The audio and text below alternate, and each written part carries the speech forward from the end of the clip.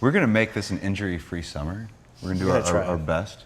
So I don't know if I would go go-kart racing with Jake Owen. I'd probably stay away from him because he has been a little accident prone. Yeah. What about golf cart racing? I'll go golfing with him. I would not go skiing with him. He's also had an accident doing that, so I don't know.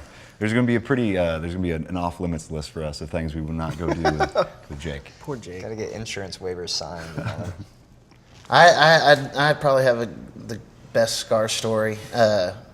We were playing a show in Green Hall and Green, Texas. New Braunfels, Texas. Green, Texas, and I turned green on stage. But you know, I didn't know I was sick No. So, in all fairness, you knew you were sick. Oh, I did know. Your fantastic bandmates were like, Yes. dude, You have to go to the hospital. So I played the show, and after that, they were like, "Yo, you need to go to the hospital." And so right after the show, I wheeled right into the hospital about 3 a.m. in the morning, and my appendix was out by 6 a.m. the next day.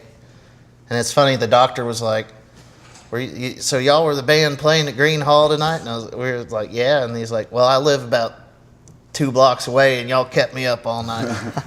Joking, I hope, of course. Yeah.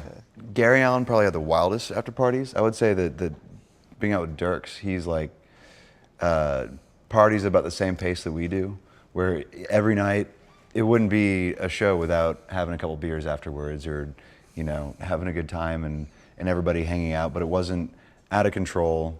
It was always comfortable, and there were a lot of late nights, but it was always like good. Well, I wouldn't say good, clean fun, but it was always just a really good time. In Chesney, you never knew who was going to show up or be backstage hanging out, whether it was a pro football player, or musician, or actress or actor. So it was crazy, just we were all just kind of like bright-eyed kids in a candy store.